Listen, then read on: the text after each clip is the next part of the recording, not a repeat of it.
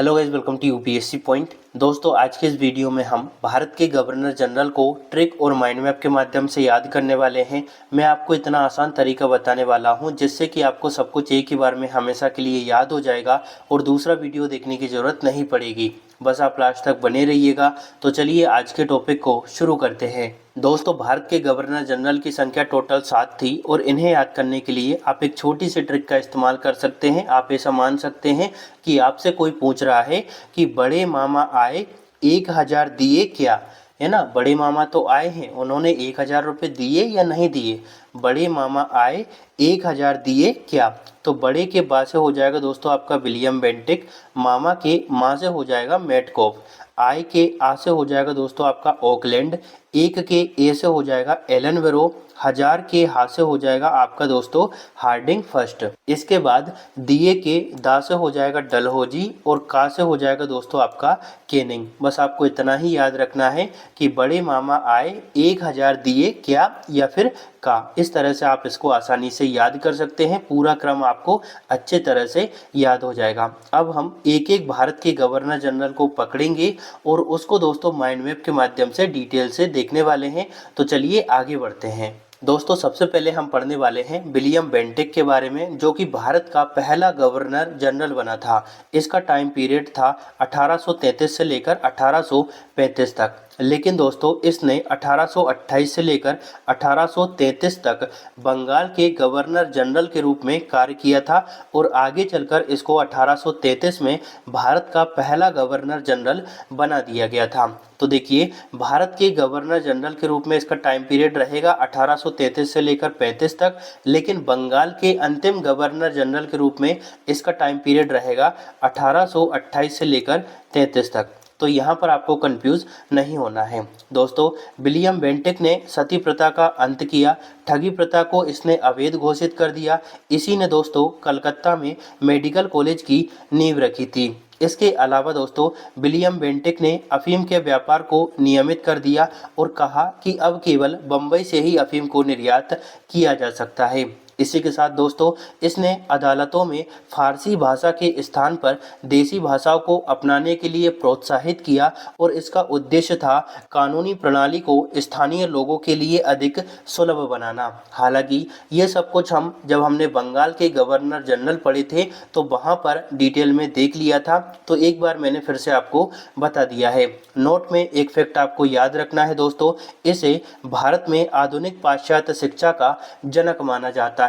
तो यहाँ पर दोस्तों मैंने आपको जो भी विलियम बेंटिक के बारे में बताया है उसको अच्छे से याद रखना है। चलिए अब आगे बढ़ते हैं। अब बात करने वाले हैं दोस्तों हम भारत के अगले गवर्नर जनरल, जिसका नाम था लॉर्ड मेटकॉफ। इसका टाइम पीरियड रहा 1835 से लेकर 1836 तक। इसे दोस्तों भारतीय प्रेस का मुक्तिदाता कहा जाता है और इसी के कार्यकाल के दौरान 1836 में कलकत्ता में पब्लिक लाइब्रेरी की स्थापना भी हुई थी। तो अच्छे से याद रखेंगे पहला वाला पॉइंट, क्योंकि ये अक्सर परीक्षा में पूछा जाता है कि भारतीय प्रेस का मुक्तिदाता किसे कहा जाता है, मेटकॉफ को।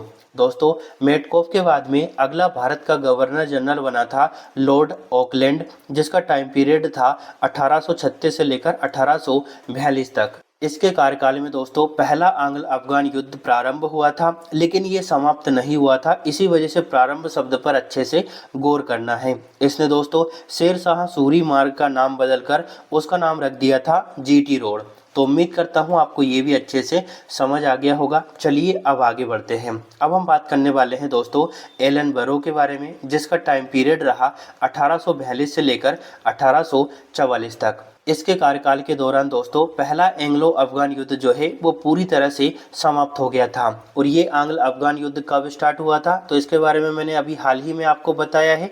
कब स्टार्ट हुआ था, ऑकलैंड के टाइम पीरियड में, यहाँ पर हमने चर्चा की थी, है ना। तो एलन वेरो के टाइम में दोस्तों आंग्ल अफगान युद्ध जो है वो पूरी तरह से समाप्त हुआ। इसने दोस्तों भारत में दास प्रथा का अंत कर दिया था 1843 में। इसके अलावा इसी के टाइम पीरियड में थॉमसन योजना आती है, जिसका उद्देश्य था स्थानीय भाषाओं में ग्रामीण शिक्षा का विकास करना। तो उम्मीद करता हूं कि एलन वेरो से संबंधित जो भी महत्वपूर्ण तथ्य थे वो आपके अब गलत नहीं होंगे, अगर परीक्षा में यहाँ से प्रश्न बनता है तो। चलिए अब हम आगे बढ़ते हैं। अब हम बात करने वाले हैं दोस्तों लॉर्ड हार्डिंग प्रथम के बारे में, जिसका कार्यकाल रहा 1844 से लेकर 1848 तक। दोस्तों इसने कन्या भ्रूण हत्या को पूरी तरह से प्रतिबंधित कर दिया और मानव बलि पर भी इसने प्रतिबंध लगा दिया था। दोस्तों इसी के कार्यकाल के दौरान 1847 में रुड़की इंजीनियरिंग कॉलेज की स्थापना हुई और लॉर्ड हार्डिंग फर्स्ट के टाइम पीरियड में ही दोस्तों पहला आंग्ल सिख युद्ध स्टार्ट होता है, जो कि चला था 1845 से लेकर 1846 तक। और ये जो युद्ध है वो लाहौर की संधि से समाप्त हुआ था। तो अक्सर परीक्षा में यहाँ से प्रश्न पूछा जाता है कि पहले आंग्ल सिख युद्ध के दौरान भारत का गवर्नर जनरल कौन था, तो अच्छे से याद रखेंगे लॉर्ड हार्डिंग प्रथम। ठीक है, चलिए अब हम आगे बढ़ते हैं। अब हम बात करने वाले हैं दोस्तों भारत के सबसे महत्वपूर्ण गवर्नर जनरल, जिसका नाम था डलहौजी। और ये एक ऐसा पॉइंट है जहां से हमारी परीक्षा में प्रश्न देखा ही जाता है। दोस्तों डलहौजी का जो टाइम पीरियड रहा वो रहा 1848 से लेकर 1856 तक। ये बहुत ही ज़्यादा इंपॉर्टेंट है, तो इसको अच्छे से सुनिएगा। इसी के कार्यकाल के दौरान दोस्तों द्वितीय आंग्ल सिख युद्ध स्टार्ट होता है, जो कि चला था केवल एक साल 1848 से लेकर 1849 तक। दोस्तों इस युद्ध में अंग्रेजों ने पंजाब का पूरी तरह से कंपनी के साम्राज्य में विलय कर लिया। दोस्तों इसी के कार्यकाल के दौरान द्वितीय आंग्ल बर्मा युद्ध होता है और इस युद्ध के तहत लोअर बर्मा पर अंग्रेज जो है वो कब्जा कर लेते हैं। डलहौजी को उसकी हड़प नीति या फिर व्यवगत सिद्धांत की नीति के लिए अक्सर जाना जाता है। तो ये जो तीसरा पॉइंट है वो बहुत ही ज़्यादा इम्पोर्टेंट है। व्यवगत सिद्धांत जो है वो डलहौजी ने लागू किया। इस सिद्धांत को हड़प नीति भी कहा जाता है। इस सिद्धांत के अनुसार अगर किसी राजा का कोई भी उत्तराधिकारी पुत्र नहीं है तो उस राजा का सारा साम्राज्य जो है वो ब्रिटिश ईस्ट इंडिया कंपनी में मिला लिया जाएगा।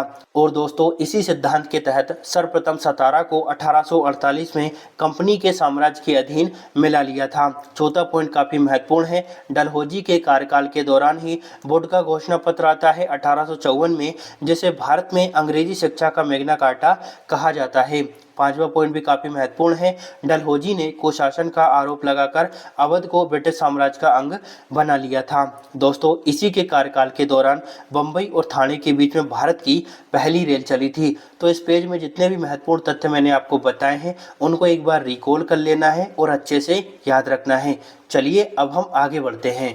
दोस्तों डलहौजी के कार्यकाल में 1854 में डाकघर अधिनियम पारित किया गया, जिसके माध्यम से जो डाक की दरें थी ना उसको कंट्रोल करने का प्रयास किया, उसको एक निश्चित सीमा तक बांध दिया। दोस्तों डलहौजी ने भारत के बंदरगाहों को अंतर्राष्ट्रीय व्यापार के लिए खोल दिया। और इसी के कार्यकाल के दौरान एक व्यक्ति थे समाज सुधारक, जिनका नाम है ईश्वर चंद्र विद्यासागर। तो ईश्वर चंद्र विद्यासागर के प्रयासों से विधवा पुनर्विवाह अधिनियम 1856 जो है वो 16 जुलाई को पारित होता है।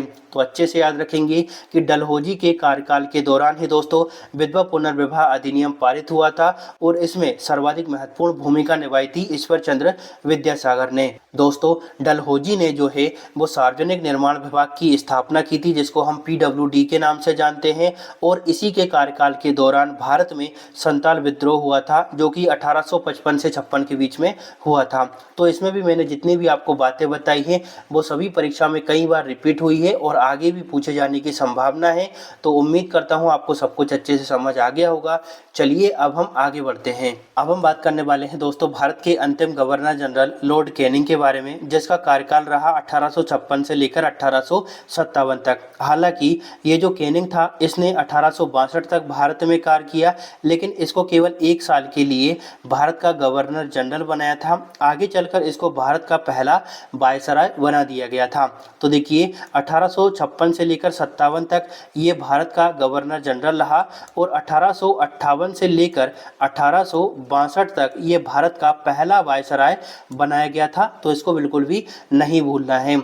दोस्तों अब हम बात करने वाले हैं कि जब ये जो लॉर्ड कैनिंग था वो भारत का गवर्नर जनरल रहा तो उस टाइम पीरियड में कौन कौन सी महत्वपूर्ण घटनाएं हुई जो कि हमारी परीक्षा में पूछी जाती है। तो सबसे पहला प्रश्न बनता है दोस्तों कि किस गवर्नर जनरल जनरल के कार्यकाल के दौरान भारत में 1857 का विद्रोह हुआ था।